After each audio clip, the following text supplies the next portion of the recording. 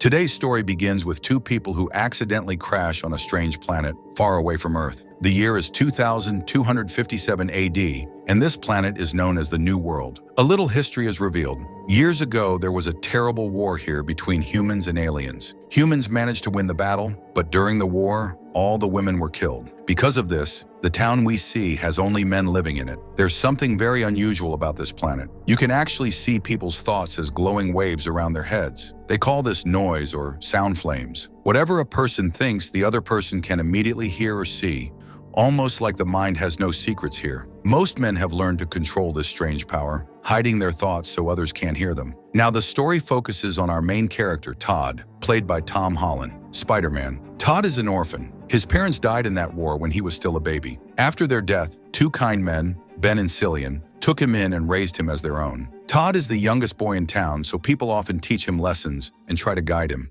But Todd struggles with one big problem. He cannot control his noise. Every thought that comes to his mind spills out in front of everyone. Because of this, Todd comes up with a trick. When he feels nervous, he keeps repeating his own name inside his head again and again, hoping no one will catch on to his real thoughts. This little method works for him sometimes. One day, while wandering in the woods with his dog, Todd notices a man coming toward him. Immediately, he starts chanting his name in his mind, trying desperately to hide what he's really thinking. Next, we see Todd sitting at home when Danny, the mayor's son, shows up. Danny is known in the town as being arrogant and full of pride, just because his father is in power. He starts teasing Todd, trying to make fun of him. The two begin to argue, and in frustration, Todd uses his noise to imagine a giant snake. The image is so real and frightening that Danny stumbles back in fear and falls to the ground. The fight starts to turn physical, but suddenly the mayor himself appears. Instead of scolding Todd, the mayor praises him right in front of Danny. He says, "Look at him. He used his thoughts to scare you. You should learn from that." This leaves Danny embarrassed,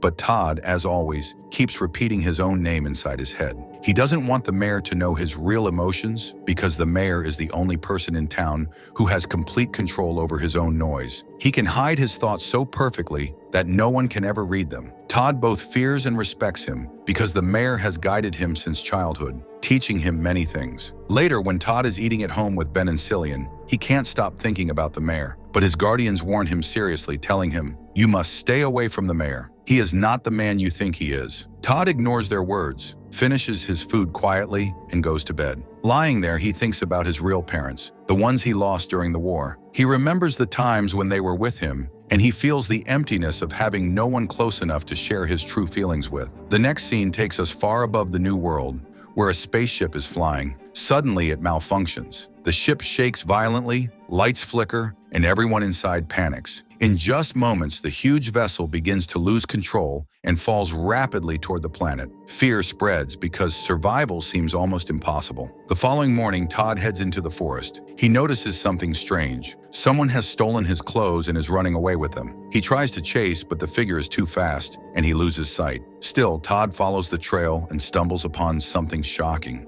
The wreckage of the spaceship from last night. The twisted metal and smoke confuse him. He has never seen anything like this before. Startled, he goes straight to the mayor and explains everything. He even mentions that he saw a person near the crash, but he couldn't hear their thoughts. The mayor listens carefully and then says something that stuns Todd. "If you couldn't hear any thoughts, then it must be a girl." This confuses Todd because he has never even seen a girl in his entire life. Later, the mayor gathers the townspeople and leads them to the crash site. Standing before the wreckage, he tells everyone, "People from another planet have come here. We must act quickly. Search for them." He even orders Todd to try harder and use his noise to understand the newcomer's mind. But Todd is troubled. He doesn't know what a girl looks like, or even if she would be human at all. Todd keeps searching for the mysterious figure, when suddenly she appears in front of him again. But before he can do anything, she turns and runs. The mayor, however, uses his noise to trap her, creating a prison of thought that cages her in. The girl is shocked, frozen in fear. She has no idea what this place is or what strange powers these people have. The mayor then takes her to his house, where Danny and many of the villagers are already gathered, eager to see her. Inside, the atmosphere is tense. The mayor begins questioning her, while everyone listens closely. Nervously, the girl reveals her name. She is Nola. She explains that she and her people were observing this planet because it has something unusual that doesn't exist anywhere else. Their ship was only here to study, but it crashed, leaving her stranded.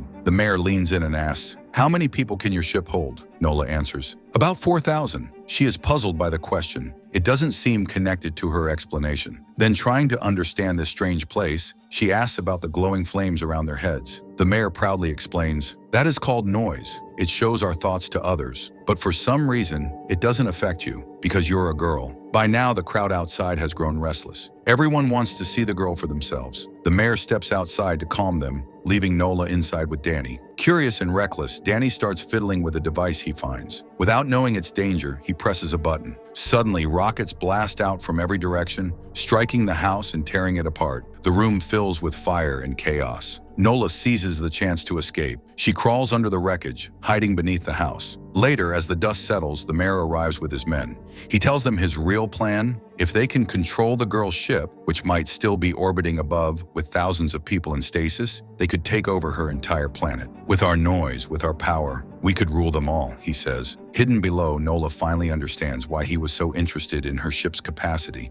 She quietly slips out to the backyard, but before the soldiers can find her, Todd notices. For the first time, he sees her face clearly, and something stirs inside him. He doesn't report her. Instead, he whispers for her to stay quiet and stay hidden. His thoughts race. He has never seen a girl before, and the feeling is new, confusing, but powerful. When the mayor's men question him outside, Todd forces himself to keep his mind blank so they can't sense anything. Just then, Ben arrives. He has raised Todd since he was small and knows him too well. From Todd's nervous look, he realizes the girl must be nearby. He covers for him, telling the soldiers, "No one is here. You should leave." When they're gone, Ben steps inside the house. There, to his shock, he finds Nola. His eyes widen. "So, she really is the girl." Todd admits the truth. "I like her. That's why I hid her." Nola hears his words from a distance but stays quiet, unsure of how to respond. Ben, however, doesn't waste time. He warns Todd, "If you keep her here, the mayor's men will kill you, and who knows what they'll do to her. If you care for her, take her far away. Go to another city." Ben then shows Todd a map, pointing out a path that leads beyond their town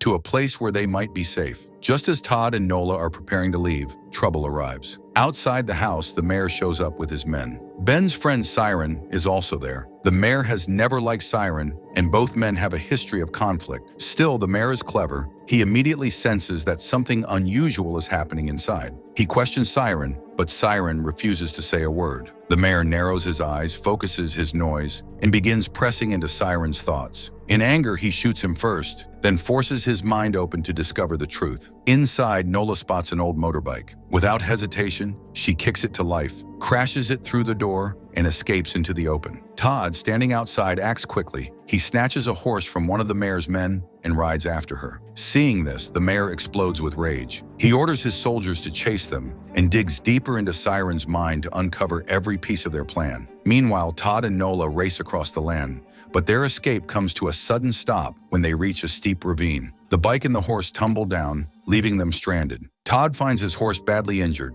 Overcome with sadness, he gently puts it out of its misery, giving it a merciful death. With no choice left, he and Nola push forward on foot, weaving through the dense forest in zigzag paths so no one can follow them easily. Back in town, Ben watches helplessly as the mayor arms more men and sends them into the forest. He knows they won't stop until Todd and the girl are found. In the wilderness, Todd and Nola keep walking until hunger slows them down. To prove himself, Todd decides to catch a fish from the river, wanting to appear brave in front of Nola. He manages to grab one and proudly offers it to her, but the taste is awful. Nola, who can read his thoughts, already knows he hates it. Todd, embarrassed, insists he likes it anyway. They laugh, sharing a moment of lightness amid their fear. They start exchanging pieces of their past. Nola reveals that she was never on Earth. She was born on a spaceship, and her journey to this planet took 65 long years. Todd stares at her in disbelief and says, "But you don't look 65. Nola smiles softly, explaining, "That's because you don't understand how time works on ships." Then Todd admits something painful. His parents died years ago,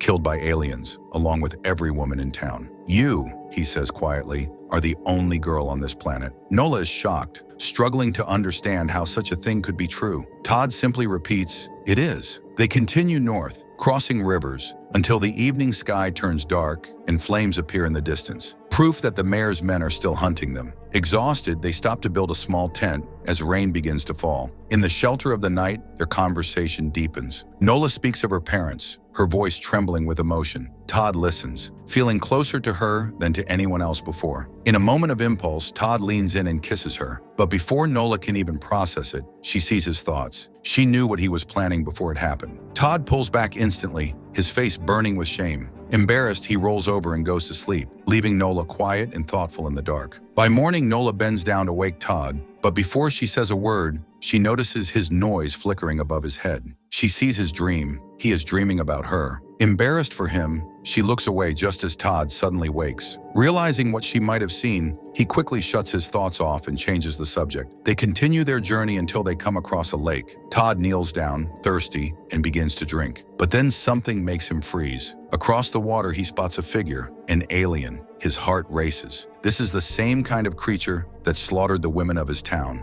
the very one responsible for killing his mother. Terrified for Nola's safety, he hides her behind him. The alien notices them and charges forward. Todd grabs a weapon and fights back with all his strength. Fueled by rage, he pins the alien down and is about to kill him. But Nola rushes in, shouting for him to stop. She pleads with him to let it go, insisting that killing won't solve anything. Todd hesitates, furious inside, but in the end, he listens to her and flees with her into the forest. Still, the hatred burns in him. To Todd, the alien is not just an enemy, it is the murderer of his mother. After traveling for 2 long days, the two finally arrive at a settlement called Frankie. This place is larger than Todd's town, and what shocks him most is the sight of women. Yes, girls and women living openly here. For the first time, Todd realizes the horrible truth. The mayor had lied. Women were not wiped out. They were alive in other towns, far from his kingdom. The people of Frankie are cautious. They keep their distance, especially when they hear that Todd comes from the mayor's town. They do not trust his kingdom or its leaders. When Nola introduces herself and reveals where she came from, many of them are surprised and whisper among themselves, but they take her in and give her shelter. That night, Nola explains that her ship cannot simply arrive on its own. I need to send them a message, a signal, she tells the townsfolk. Only then will they know where I am. They agree to help her, and she begins planning how to make contact. Meanwhile, the mayor has already set out with his soldiers to track them down. On his way, he encounters a man from his own town. The mayor tries to convince him to join their hunt, but the man refuses. Looking him in the eye, he says bitterly, "The sin you committed years ago will never disappear. You can't bury it. It will haunt you forever. I cannot follow you anymore." The mayor says nothing, but the shadows in his mind reveal that there is a dark secret from the past, something we still don't fully know. And soon that hidden truth will be revealed. One day, Todd finds something in his bag, a diary that once belonged to his mother. Ben had kept it safe all these years. Since Todd can't read or write, he takes it to Nola and asks her to read it for him. As she begins reading, the truth of the entire story finally comes out. The women were not killed by aliens, as Todd had always believed. They were killed by the mayor and his men. The reason was shocking. Men's thoughts were visible to everyone, but women's thoughts could not be read. Instead, women had the ability to hear and sense men's minds. The mayor feared this power, thinking women could expose him. So, one by one, he ordered their deaths. The few who escaped ran away and built lives in other places, which is why people from other towns live in fear of his rule. The mayor was the real villain behind it all. He was also the man that Todd and Nola had heard mentioned earlier on their journey. Learning this, Todd is filled with rage. He decides he must face the mayor. But before he can act, the mayor himself arrives with his army. His presence terrifies the people of Frankie. They beg him to leave, but he refuses. He has come to take Nola and Todd back. When the townsfolk try to stop him, the mayor does what he once did years ago. He slaughters many of them without hesitation. Then he calls out for Ben, demanding he bring Todd to him. Ben enters furious, knowing the truth about the murders. Todd is angry too, but Ben calms him, saying, "I know how you feel. I know you've learned the truth, but right now you must listen and do what I say." Moments later, Ben and Nola appear before the mayor. He smiles, thinking he has won, but it's a trick, an illusion Todd created with his noise. The Nola standing there vanishes, while the real Nola escapes into the river, running for her life. The mayor sends his men after her. Shots are fired, forcing Todd and Nola to dive into the water. The chase is desperate and dangerous, but eventually they manage to reunite and pull themselves to safety on the riverbank. But their troubles aren't over yet. The map Ben gave them is lost in the river, so now they can only rely on luck and hope. As they wander, they suddenly spot a wrecked spaceship. Curious, Nola goes inside and finds that its antenna is still working. If she can reconnect the wires, she might be able to send a signal to her people. Todd, standing nearby, is lost in thought. His mind repeats the same worry: she will leave me. Nola, able to sense his thoughts, understands how he feels. Still, she keeps working until the wire finally connects. Just then, the mayor arrives with his soldiers. He shouts that unless Todd comes out, he will kill Ben. Heartbroken, Todd steps forward to save the man who raised him. But even then, the mayor shows no mercy. Ben is killed before his eyes. Furious, Todd launches at the mayor, but the fight is one-sided. The mayor uses his noise to create countless copies of himself, surrounding Todd. Confused and overwhelmed, Todd is struck again and again until he can barely stand. The mayor's strength is far greater, and Todd is about to lose. Then, in a desperate act, Todd uses his mind in a new way. He creates the image of his mother, and then, one by one, the images of all the women the mayor murdered. Their silent faces surround him, haunting him with guilt. For the first time, the mayor falters. His arrogance cracks, and he is frozen by what he sees. At that moment, Nola strikes. She attacks him fiercely, and the mayor stumbles backward, falling into a deep ditch. His reign ends there, his body swallowed by the darkness below. Todd collapses, badly injured. Just as he fades, the sky above glows. Nola's real spaceship has arrived. When Todd opens his eyes again, he is no longer in the forest. He is inside her ship. Nola looks at him softly and says, "You're not alone anymore. From now on, we'll stay together." And with that, their story ends. A story of lies, survival, and hope for a new beginning. Well, how did you like this story? Let us know in the comments below. Thank you so much for watching. See you in the next video. Peace out.